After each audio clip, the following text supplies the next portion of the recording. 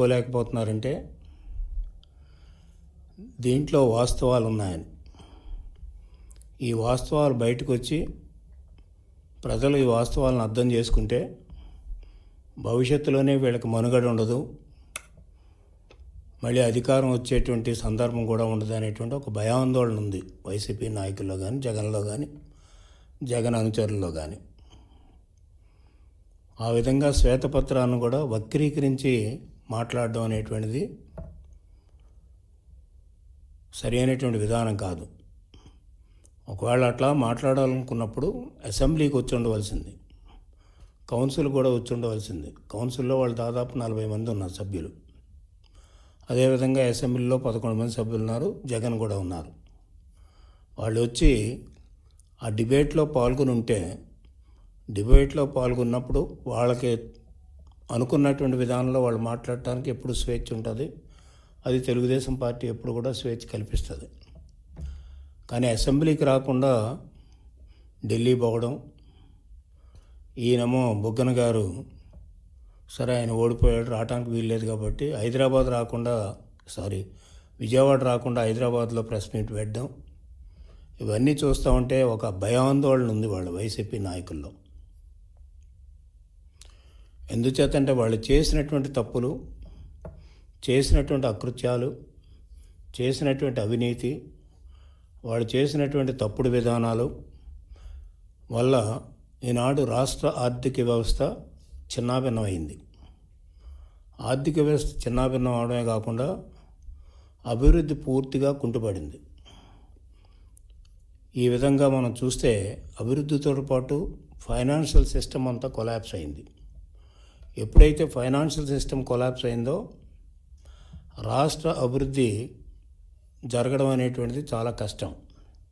అందుచేత డీటెయిల్స్గా పోతే నిన్న శ్వేతపత్రంలో కూడా చెప్పారు, రాష్ట్రంలో అభివృద్ధి జరగకపోవటానికి కారణం వీళ్ళు చేసినటువంటి అకృత్యాలు, ముఖ్యంగా న్యాచురల్ రిసోర్సెస్ మీద దోపిడీ విధానం మొదలుపెట్టారు. నేను చాలాసార్లు చెప్పాను, రాష్ట్ర ఖజానాకి రావాల్సినటువంటి ఆదాయం అంతా కూడా ప్రజల నాయకుల యొక్క జేబుల్లోకి పోతుంది. ఇదంతా నాయకుల యొక్క జేబుల్లోకి పోవడం వల్ల రాష్ట్ర ఖజానా ఖాళీ అవుతుంది. రాష్ట్ర ఖజానా ఖాళీ అవడం వల్ల ఉన్నటువంటి రిక్వైర్మెంట్స్ మీట్ అవ్వాలంటే ఖజానా జీరో అన్నప్పుడు చాలా కష్టం. అప్పుడు అప్పులకు చేసిన పరిస్థితి వస్తుంది. అంచేత అప్పులు చేయటానికే వీళ్ళు సిద్ధపడ్డారు తప్ప అభివృద్ధి చేయడానికి సిద్ధపడలేదు వీళ్ళు. ఇది ఒకవైపు. రెండవది సాక్షి పేపరు. ఎంచేతంటే ఉన్నటువంటి రూల్స్ ప్రకారంగా, సిస్టమ్ ప్రకారంగా శాసనసభలో కానీ, కౌన్సిల్లో కానీ మాట్లాడినవి కానీ, పేపర్లో టేబుల్ మీద పెట్టినవి కానీ వక్రీకరించడానికి మీడియాకు కూడా హక్కు లేదు. అదేవిధంగా తప్పుడుగా చిత్రించడానికి కూడా వాళ్ళు చేయకూడదు.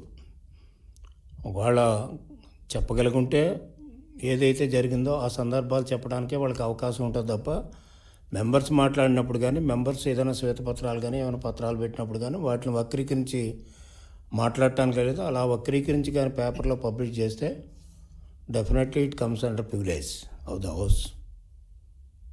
అంచేత ఇక్కడ సాక్షి పేపరు ఓకే, వాళ్ళు ఇంటర్ప్రిటేషన్ చేసుకుంటే చేయవచ్చు, వాళ్ళ అనలైజ్ చేసి. కానీ అబద్ధపు పత్రాలు హౌస్లో పెట్టారనేటువంటి దాని మీద చాలా పెద్ద హెడ్డింగ్స్ పెట్టారు. సో ఇది తప్పకుండా ప్రివిలేజ్ కింద వస్తుంది. ఇది రేపు ప్రివిలేజ్ కమిటీ వేసిన తర్వాత తెలుగుదేశం పార్టీ ఒక నిర్ణయం తీసుకుని సాక్షి పేపర్ మీద కానీ, అదేవిధంగా జగన్ కూడా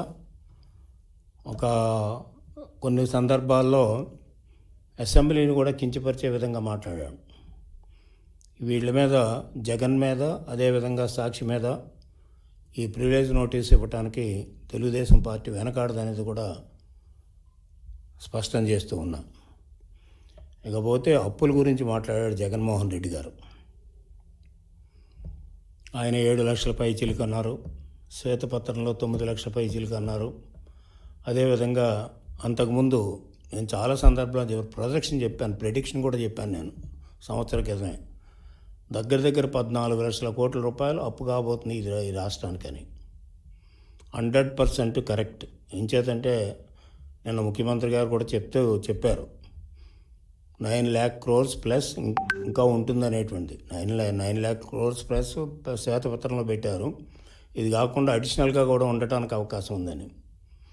ఎందుచేతంటే దగ్గర దగ్గర 14 లక్షల కోట్ల అప్పు పైకి తేలుతుంది. ఎంచేతంటే ఇప్పటికీ వీళ్ళు ఎన్ని చెప్పినా కూడా, బొగ్గన గారు ఎన్ని చెప్పినా, జగన్మోహన్ రెడ్డి ఎన్ని చెప్పినప్పుడు కూడా ఎవరు కూడా దాయలేరు. ఎందుచేతంటే వీళ్ళు దాయటానికి అవకాశం కూడా లేదు.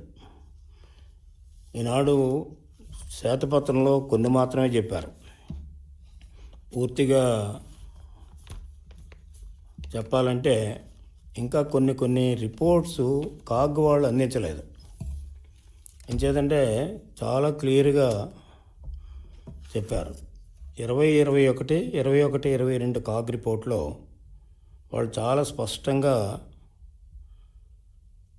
పిఎస్యూస్కి సంబంధించినంత వరకు కూడా కాగ్ రిపోర్ట్స్ అసెంబ్లీలో కానీ కౌన్సిల్లో కానీ సబ్మిట్ చేయలే.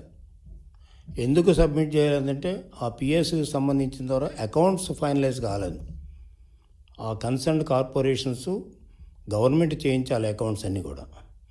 అకౌంట్స్ ఫైనలైజ్ చేయలేదు. అకౌంట్స్ ఫైనలైజ్ చేయకపోతే అక్కడ మనకి లెక్కలు తెలియవు, కరెక్ట్ లెక్కలు తెలియవు. అంచేత సిఏజీ కొన్ని మాత్రమే చేయగలిగారు. ఆ కొన్ని బయట పెట్టారు. ఆ కొన్ని మాత్రం మనకు తెలియవచ్చింది. ఎంచేతంటే ఇక్కడ మీకు చదివి వినిపిస్తా. ఇది కాగ్ రిపోర్టు వాళ్ళు నాన్ సబ్మిషన్ ఆఫ్ అకౌంట్స్, ఇది కాగ్ రిపోర్ట్లో ఉన్నటువంటి paragraph. Non submission of accounts by autonomous bodies, department